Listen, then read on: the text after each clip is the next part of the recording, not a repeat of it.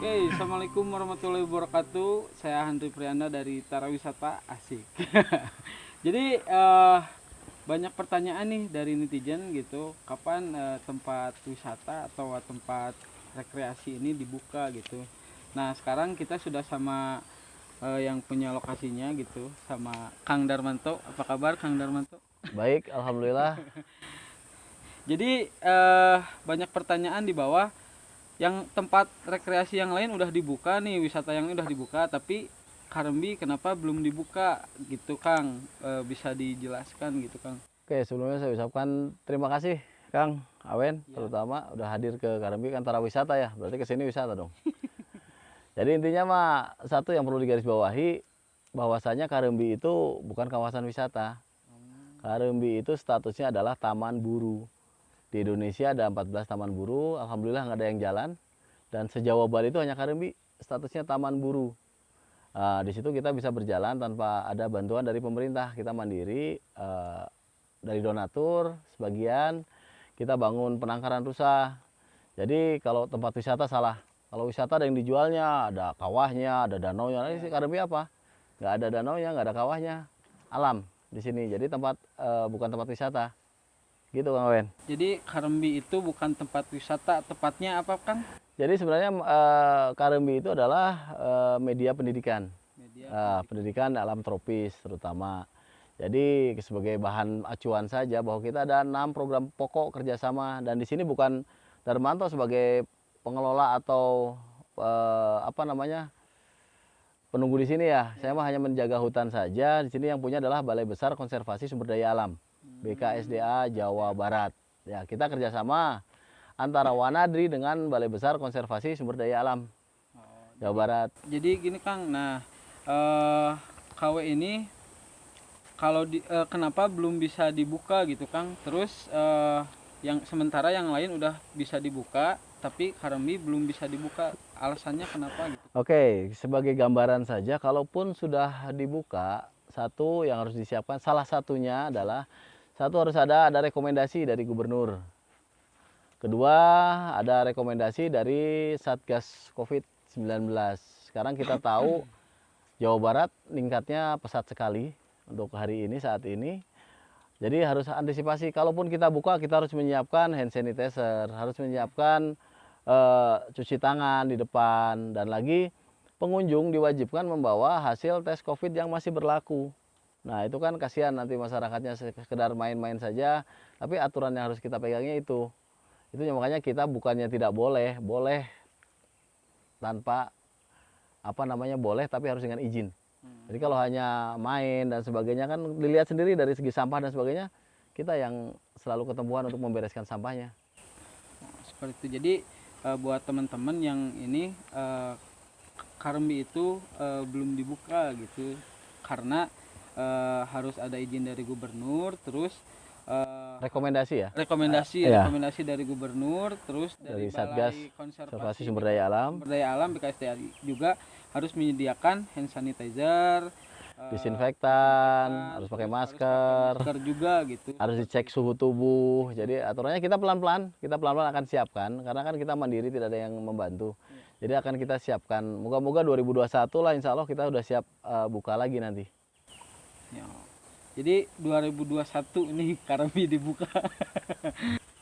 Jadi Pak, sebenarnya sah nggak masyarakat menggunakan KW sebagai sarana rekreasi atau sarana wisata gitu? Oke, sebenarnya kan yang digarisbawahi tadi kalau rekreasi ataupun wisata apa sih di Karimbi? Wisatanya, rekreasinya apa? Permainan kita tidak ada. Kita hanya ada camping ground, itu pun untuk sarana pendidikan ya. Kalau sah atau tidak kan sebelum masa COVID berlaku kalian juga bebas-bebas saja kan main ke sini dengan aturan yang jelas. Harus bayar tiket dari BKSDA, PNBP sebesar kalau hari biasa 7.500, kalau weekend itu 11.250. Itu dari Polhut langsung yang ngasihin tiketnya, Nah, bukan ke kita. Pak, kalau sewa ground terus tiket terus parkir itu kemana aja sih Pak? Kalau hitungannya bukan sewa ground ya, kita hitungannya donasi. Kalau tiket udah pasti ke negara bayarnya, itu negara. Kalau donasi untuk lokasi kan yang di sini masyarakat yang kerja perlu digaji, perlu kasih makan, listrik harus dibayar dan sebagainya. Dari mana? Sedangkan kita tidak ada bantuan dari pemerintah untuk masalah pembiayaan tersebut. Iya. Kalau plus minus jadi kita selalu minus untuk pembiayaan gaji dan sebagainya, sebenarnya selalu minus. Tahun 2015 kalau nggak salah kita sekitar minus 120 jutaan. Karena apa? Kerja tetap, gaji tetap. Masalah COVID kita nggak ngaruh kok, maksudnya dari segi gaji nggak ada pemotongan. Mereka tetap yang bekerja ya dihitung tetap digaji. Uang makan mereka tetap. Dan lagi untuk masyarakat bukannya tidak boleh, cuman kan kita lihat rekreasi atau bentuknya wisata yang kayak gimana. Apakah rekreasi dari Cicalengka ataupun daerah lain atau daerah Majalaya dan lain-lain Ranca Ekek datang ke sini hanya membuang sampah? Itu rekreasi atau wisata? Kalau hanya wisata gitu tempat sampah banyak ya, bukan di Karembi. Jadi di sini hutan bukan tempat sampah. Bisa dilihat sendiri kalian nanti kalau jalan-jalan banyak sekali berserakan sampah-sampah yang memang seharusnya tidak dibuang di situ. Harusnya mereka harus lebih sadar diri lah untuk masalah kebersihan. Gitu Kang Awen. Karembi bukan tempat sampah gitu. Iya, bukan tempat sampah ini. Seperti itu. Jadi Kang, nah tadi kan udah sahangga masyarakat, nah pengen tahu sejarah Karembi itu seperti apa gitu Kang? Kalau sejarah Karembi dulu pertama kali di sini dikelola oleh sebuah PT ya. Dan itu terjadi yang namanya illegal logging, penebangan secara liar. Akhirnya diambil alih dulu perhutani, diambil alih oleh Balai Besar Konservasi Sumber Daya Alam. Kisaran tahun berapa? Tahunnya sekitar tahun 90 kalau nggak salah ya. Itu dari situ, lalu sempat kosong, tidak ada yang mengelola, dan dimasukkanlah, waktu itu masih Pak MS Kaban menterinya. Jadi ditantang bahwa Nadri jangan hanya bisa naik gunung, tapi mengelola gunung bisa nggak? Jalannya. Jadi kita dikasih Karembi 12.420,70 hektar. Sebenarnya terlalu besar juga untuk pengelolaan kita. Nah, disitulah mulai sama Wanadri. Dan dari Wanadri di sini kita kelola kerjasama. Yang mengelolanya Balai Besar Konservasi Sumber Daya Alam, kita kerjasama dengan BKSDA untuk menjaga hutan. Makanya kita di sini menjaga hutan dengan baik dan kita melakukan penanaman. Sejarahnya setelah kerjasama dulu, kalau kalian tahu bahwa di sini adalah basis DITII di Sumedang Kartosuwiryo. Di depan kenapa ada gubuk Ibrahim Aji, nanti kalian bisa lihat di depan masih ada peninggalannya. Lu ketemunya kan daerah Sumedang di sini. Jadi kita menjaga di sini biar hutannya terlindungi dan tetap aman. Nah kalau nggak salah Karembi juga terletak di beberapa kabupaten Kang.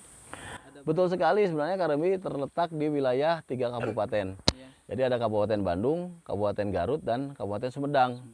Lalu kalau kita niat buat buka wisata, kita bisa membuat flying fox terpanjang di dunia itu. Start dari Kabupaten Bandung, ngelewatan Garut, finishnya di Sumedang. Kalau wisata kan kita bukan wisata, makanya kita tidak adakan itu.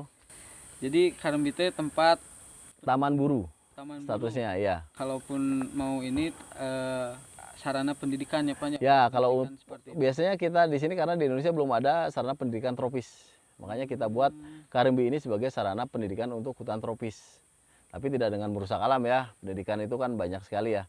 Sebenarnya banyak di sini kalau berburu aja kayak taman buru, bukan berarti kalian konotasinya kalau berburu itu nembak. Itu salah sekali. Yang mau ditembak apa? Binatangnya aja kagak ada. Kan banyak binatang yang dilindungi malah habis karena ditembak.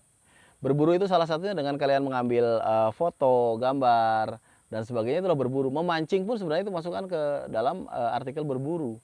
Kalau kita jeli, kita jalan-jalan, lihat burung, lihat owa, lihat lutung, apa kita foto, itu udah berburu juga sama. Cuman konotasinya bukan hanya nembak. Kalau nembak berburu itu harus ada izin dari perbakinnya, harus jelas, dari kepolisiannya jelas, dari balai besarnya jelas, itu belum diperbolehkan untuk saat ini. Nah Pak, sedikit menyinggung yang tadi apa ya, kan Karembi itu bukan tempat wisata, tapi ada rumah pohon gitu Pak. Kan itu enak sih buat wisata gitu, datang kan mengundang juga. Nah kenapa gitu Pak alasannya gitu? Jadi gini, sejarah rumah pohon kalau kalian wisata di luar negeri itu namanya berwisata membawa keluarga. Biasanya keluarganya ditaruh untuk masak menunggu bapaknya yang berjalan berburu aturannya. Jadi bukan untuk wisata, dan saat ini pun sudah 1 tahun kita udah tutup rumah pohonnya. Karena dengan adanya rumah pohon banyak sekali yang memang hanya bermain malah merusak. Jadi WC-nya rusak, pintunya rusak, sekarang papanya hilang, rusak dan sebagainya. Takutnya malah menjadi tempat-tempat yang tidak bermanfaat untuk kitanya. Makanya lebih baik daripada tidak bermanfaat dan berbahaya untuk orang, udah kita tutup saja. Udah 1 tahun kita belum renovasi dan kita tutup biar tidak ada yang kesana lagi. Jembatannya pun kita sudah hilangkan, kita angkat sengaja, dan sekitar sekeliling rumah pun udah kita pagar juga, tapi tetap saja tangan-tangan nakal dan jahil masih aja banyak terjadi. Nah, Pak, si Karembi dengan BKSDA punya kerjasama apa gitu, Pak? Oke, sebagai bahan pengetahuan aja biar ini hanya salah satunya ya. Ada biasanya kita ada 6 program pokok kerjasama antara Balai Besar Konservasi Sumber Daya Alam dengan Wanadri di sini. Jadi salah satunya adalah wali pohon konservasi. Di bawah konservasi kita ada wali pohon. Wali pohon itu apa? Kita nanam satu pohon harganya Rp50.000, digaransi selama 3 tahun. Apabila pohonnya mati kita ganti, hilang kita ganti, kerdil kita ganti. Kalau hanya penanaman aja mah gampang, tapi yang merawatnya siapa? Nah, makanya kita ada namanya wali pohon. Nah, wali pohon itu berkaitan langsung dengan program selanjutnya, yaitu pemberdayaan masyarakat. Jadi masyarakat yang kerja di kita, mereka yang nyari bibitnya, mereka yang nanam, yang melihara, sampai dengan pemeliharaan tahunan itu masyarakat yang kita libatkan selama ini. Jadi tidak terpengaruh oleh kasarnya ada kegiatan apa, tetap mereka melakukan kegiatan yang untuk penanaman. Selanjutnya kita ada penelitian dan pengembangan. Yang saya bilang tadi, tidak boleh masuk KW tanpa izin. Nah, izin sebenarnya ada, asal izin dari Balai Besar Konservasi Sumber Daya Alam. Salah satunya untuk penelitian. Penelitian burung, satwa, dan sebagainya itu bisa. Itu program ketiga. Ada penelitian dan pengembangan. Selanjutnya kita ada yang namanya pendidikan dan pelatihan. Yang saya bilang tadi bahwa di Karembi adalah sarana pendidikan dan pelatihan, bukan pacaran ya. Sarana pendidikan dan pelatihan. Terus selanjutnya kita masih ada yang namanya program ekowisata. Nah, ekowisata itu kan sebenarnya bisa dibuat. Tapi kan untuk acara pariwisata, bukan pariwisata, ekowisata yang kita buat di sini. Ekowisata kita mendidik masyarakat. Ini kan bedanya ekowisata sama pariwisata. Kalau pariwisata nanti kamu Google aja pariwisata itu apa, ekowisata. Karena kalau pariwisata itu harus ada izin namanya IPPA, izin pengelolaan pariwisata secara jelas gitu. Kita jadi bukan pariwisata, tapi program salahnya ekowisata di mana kita mendidik masyarakat untuk menjadi guide, untuk membawa tamu yang baik. Kalau naik gunung yang baik kayak gimana, harus kayak gimana, itu kita kasih pembelajaran untuk masyarakat. Terus ada program selanjutnya pengembangbiakan rusa kita. Itu sementara ini kita 45 hektar itu terbesar di Indonesia. Dan itu tidak ada bantuan dari pemerintah. Kita bisa bangun view dari Wanadri, dari pikiran rakyat, dan beberapa elemen yang membantu menyumbangkan wali fauna kita sebut. 1 meter sekitar 200.000 kita bangun. Rusanya kita ada sekitar 41 ekor sekarang di dalam. Tapi bukan hanya rusa saja, kita ada macannya juga masih ada ternyata. Kita dapat kamera CCTV, kamera trap, masih ada rusa kita dimakan oleh macan kumbang. Panthera pardus macan hitam, itu masih ada. Nah, nyinggung juga Pak, binatang apa sih yang ada di Karembi gitu, terus ciri khasnya apa gitu? Oke, kalau saat ini biasanya yang banyak yang pasti kita udah ada rusa. Rusa jenisnya timorensis ya, karena macam-macam, ada rusa sambar, ada timorensis, ada rusa totol. Yang kita timorensis yang dilindungi oleh undang-undang. Di situ ada, terus ular kita masih banyak. Dan macan kumbang pun udah masuk ke kamera trap kita, itu juga masih banyak sekali. Masih ada lah komunitasnya. 2 yang kelihatan, 2 sampai 3 yang kelihatan yang masuk ke kamera CCTV kita. Terus babi hutan. Babi hutan banyak sekali yang masuk ke lahan masyarakat juga banyak, karena hama ya jadinya kalau masyarakat ke perkebunan. Ada jalarang, ada lutung, ada monyet, terus ada kancil. Kalau di sini sebutnya mencek ya. Ada mencek, terus sero kalau orang Sunda bilang, di sini sebutnya berang-berang, masih ada landak, masih ada. Sebenarnya untuk rantai makanan di sini masih komplit sekali. Dengan sepi gini akan kelihatan semua. Elang juga kita masih ngelihat banyak di sini. Nah, hal-hal yang itu kan ada keuntungannya. Dengan sepi malah semua binatang itu kembali lagi. Kembali lagi ke sini. Ke sini lagi. Kalau terlalu ramai kan mereka juga malah pergi, kabur semua. Waktu dulu mah sering sih lihat monyet gitu setiap pagi atau sore gitu. Nah, kemarin-kemarin mah jarang Kang, tapi tadi saya lihat juga ada juga monyet gitu. Kalau monyet sekarang lebih banyak, malah sekali rombongan itu udah 20 ekor dan sebagainya. Banyak sekali kalau monyet di sini. Masih banyak lutung, masih ada. Kalau sore biasanya jam 4, jam 5 mereka masih bunyi. Makanya dengan sepi mah semua binatang mah balik semua, lebih indah lagi. Tongeret kan lebih jelas. Beda kalau ada dengan hura-hura, hore-hore dan sebagainya kan wah nggak enak kan. Sampah bisa dilihat lebih bersih tanpa adanya pengunjung kan. Kalau ada pengunjung ya resikonya harus sampah itu yang kita beresin. Nah, Kang, hubungan si pengelola sama si masyarakat seperti apa gitu Kang di sini? Jadi kalau pengelola yang saya bilang tadi, pengelola adalah BKSDA Jawa Barat, bukan Wanadri ya. Kita kerjasama, kita menjaga aja kerjasama. Jadi bukan pengelola. Kalau pengelola resmi kan negara, ini punya negara, tanah negara. Nah, berarti hubungan Wanadri sendiri sama masyarakat itu Jadi kalau sama masyarakat bisa boleh dilihat dari hari kemarin kan, dari dulu yang markirin masyarakat, yang kerja di sini bukan Wanadri tapi masyarakat sekitar kawasan, yang jaga rusa masyarakat, yang pembibitan pun masyarakat. Jadi semua yang kerja di sini dari masyarakat sekitar kawasan. Jadi biar ada manfaatnya Wanadri di sini untuk masyarakat, intinya itu, Kang Awen. Nah, beda ya Kang ya, tahun 2018-19 gitu Kang kalau nggak salah. Saya jalan-jalan di sini gitu Kang. Dulu nggak ada yang apa sih, sadap pinus gitu Kang ya. Nah, kan ini kawasan konservasi gitu Kang, masuknya kawasan konservasi. Boleh nggak disadap atau gimana gitu? Sebenarnya kalau aturan pemerintah sebagai bahan aja pengetahuan, kalau namanya kawasan konservasi itu tidak boleh. Tapi kan ujung-ujungnya kan ini masyarakat nih.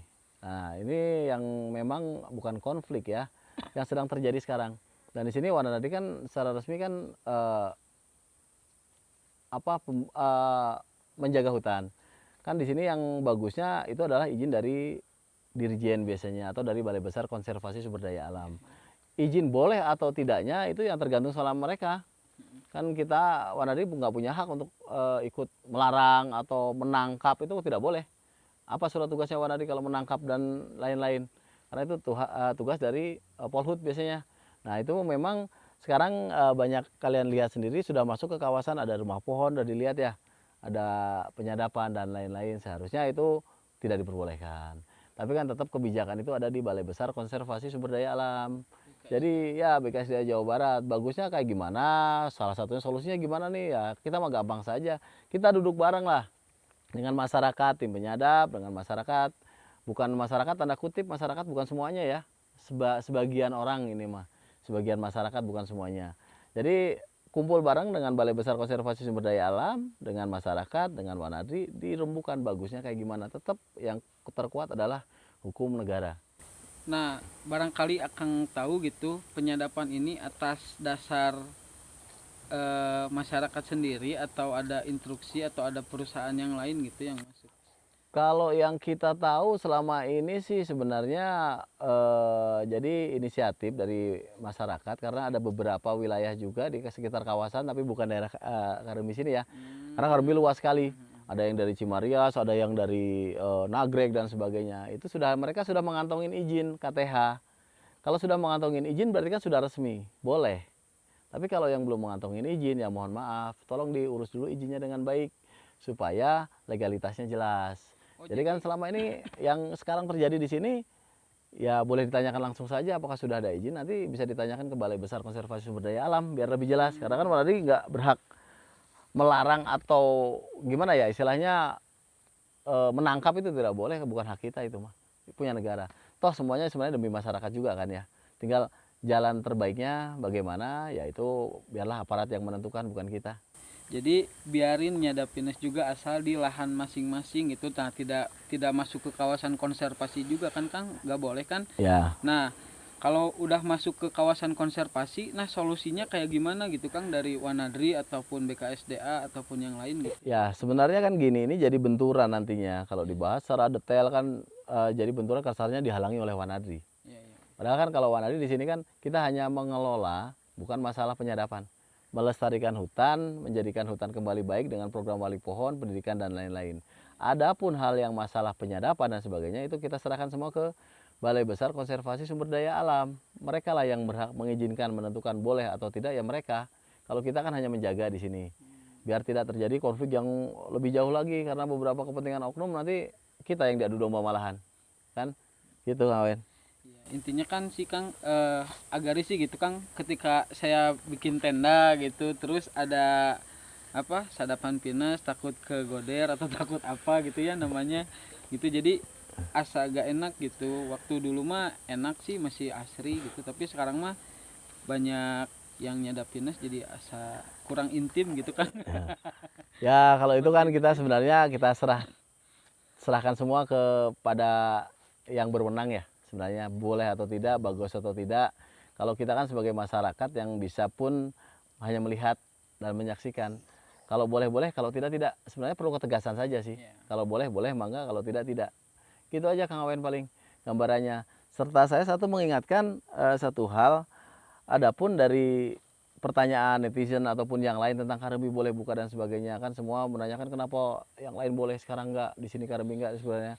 Harusnya kita berpikir balik lagi kepada masyarakat ataupun yang lain yang suka main ke sini, jangan menanyakan apa yang Karembi berikan untuk masyarakat, tapi dibalik, apa yang Anda berikan untuk Karembi? Apakah Anda bisa menjaga hutan kita? Apakah Anda bisa membuang sampah dengan tertib di hutan kita? Ataukah hanya mengotori saja? Jadi hal-hal yang kayak gitu kalau dilihat dari buku tamu, satpam dan sebagainya kan dilihat. Bukan wisata, itu hanya pacaran, berdua dan sebagainya. Dan lagi kan kadang-kadang melebihi jadwal jam 5 kita udah tutup, kenapa masih ada pengunjung dan sebagainya. Nah itu kan sebenarnya aturan resmi itu tidak boleh. Jadi kalau tutup, kalaupun ada izin, itu yang memakai simaksi surat izin masuk kawasan konservasi. Itu dari Balai Besar Konservasi Sumber Daya Alam, itu harus ada itu dulu. Dan itu wajib membayar tiket PNBP, yang mana tiket itu diserahkan dan diambil oleh Polhut sendiri. Nggak boleh oleh Wanadri, itu hak mereka. Kita hanya menjaga saja di sini, membantu menjaga. Kita tetap ingin hutan ini aman. Aman itu dalam tanda kutip bahwa kita harus bersama masyarakat. Nah solusinya biar dengan masyarakat aman, hutannya aman, bagaimana? Silahkan kita duduk bersama, bareng kita ngobrol sambil ngopi biasa. Indah itu dengan ngopi. Itu aja, Kang Awen. Nah, Kang, kan saya kalau malam-malam sering jalan-jalan explore nih, Kang, supaya apa gitu, sering lihat yang matanya menyala gitu. Itu teh musang atau apa gitu, Kang? Oke, terima kasih kalau gitu, Anda beruntung sekali itu kalau melihat yang menyala. Yang nyala-nyala itu salah satunya ada babi hutan nyala dia. Terus ada careuh atau musang itu juga sama nyala. Kucing pun kalau kena senter itu nyala. Tapi kalau yang nyalanya di atas, nggak mungkin babi hutan naik pohon Iya, kan. di atas, Nah, di atas itu ada kukang namanya. Kukang. Kukang itu ada kukang Jawa, macam-macam ya. Tapi di sini dulu ada Ikatan Kukang Indonesia juga melepas liarkan kukang di sini. Jadi masih banyak sekali. Mereka makannya biasanya pucuk-pucuk kaliandra sama dahan-dahan bambu yang masih muda. Itu binatang malam itu keluarnya. Selalu malam, kalau siang nggak ada dia. Gitu ya. Pantesan gitu, Kang, ke atas gitu ada yang kan agak takut juga gitu kan. Saya sering lihatnya musang yang bulan itu, Kang, ya. Ya. Nah, seringnya lihat yang itu. Jadi di sini juga masih ada kukang gitu, Kang. Masih banyak sekali kukang. Jadi kalau kalian explore, yang makanya saya bilang tadi ada penelitian, itu salah satunya adalah kukang. Binatang kukang masih banyak. Jadi Karembi masih komplit sekali. Jadi itu saja yang bisa ditanyakan ke Kang Darmanto gitu sebagai penjaga di hutan kita ini, Karembi. Jadi jangan tanyakan apa yang kalian dapatkan dari Karembi, tapi apa yang kalian berikan untuk Karembi. Terima kasih. Terima kasih.